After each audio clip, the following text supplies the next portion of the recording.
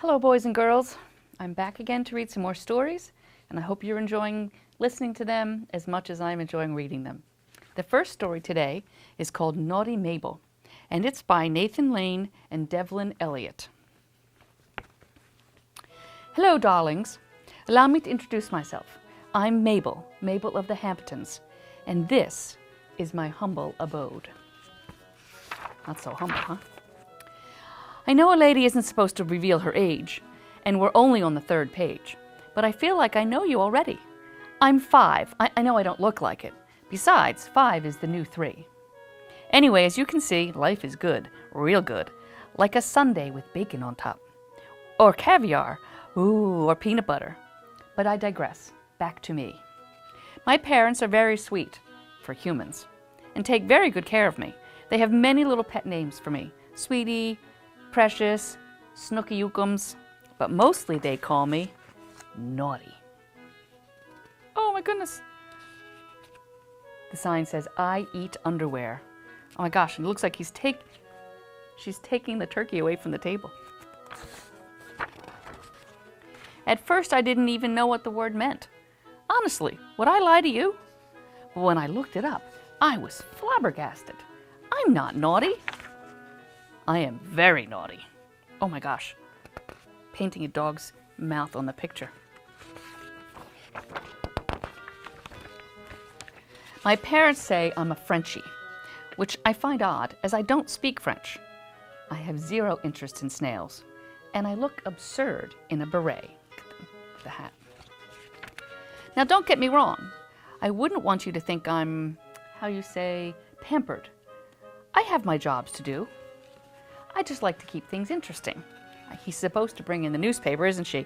But look at that, torn apart. Most of my week is taken up with napping and chewing my foot. Don't knock it till you've tried it. But I love weekends best because that's when we have quality family fun time. And if there's anything that spells quality family fun time, it's miniature golf. Of course, I play by my own rules. I'm a maverick. What can I say? Look at him. She's running all around the place. But this particular weekend, I smelled something fishy.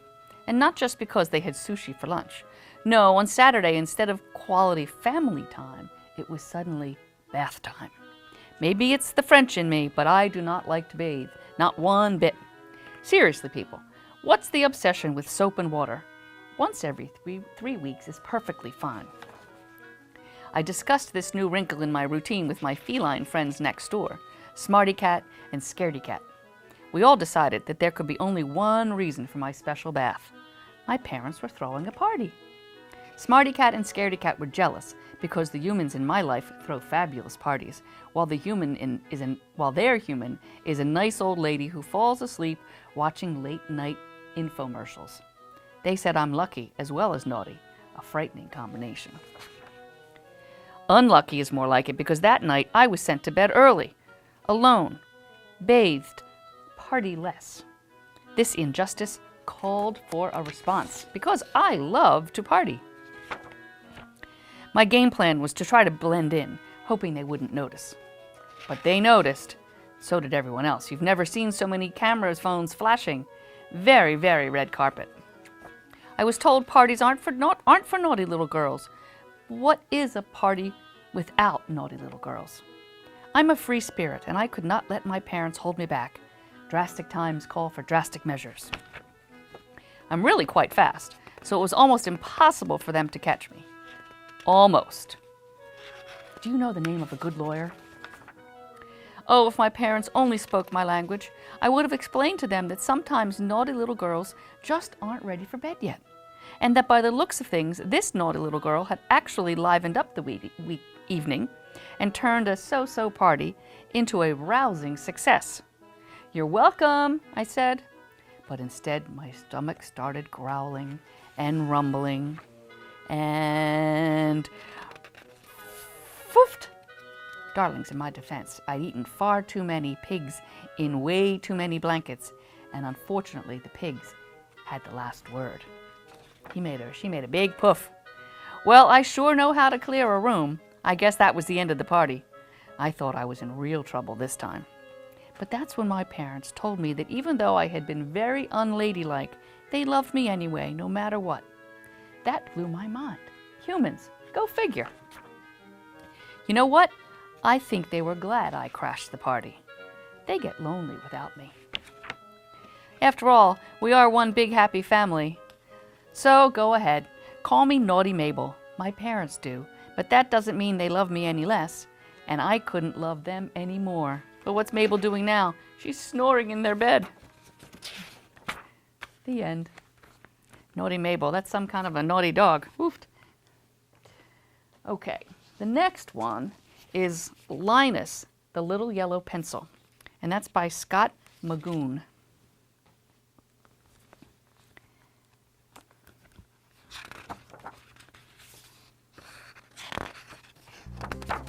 Enter our family art show.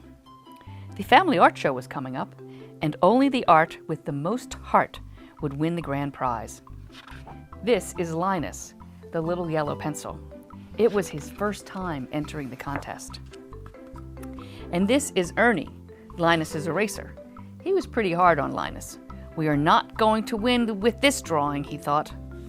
It's a Tyrannosaurus Rex.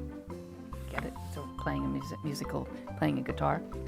What if everyone laughs at us when they see these dreadful drawings? That thought made his face turn even redder with embarrassment.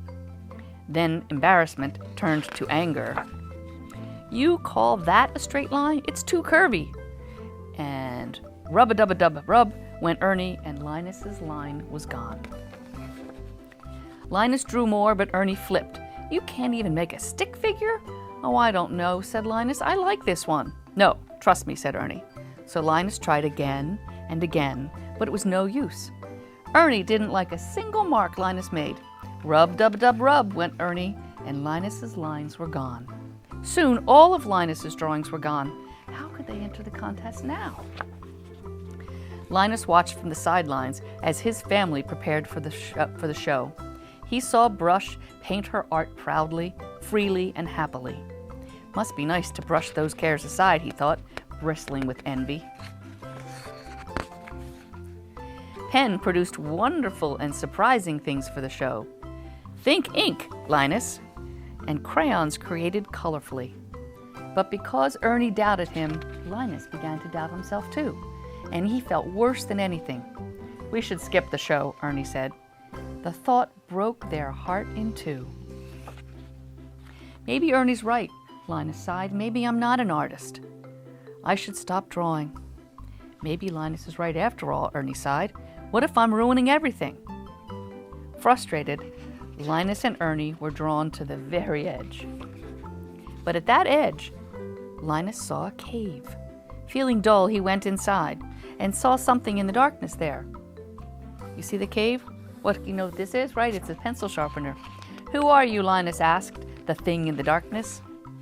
I'm a smudge, the thing said. You look a bit worn down. What troubles you? I'm no artist. I'm going to quit drawing, Linus said. I was once part of many pencils before you, Smudge began. You might say you are of my lineage. But look at me now.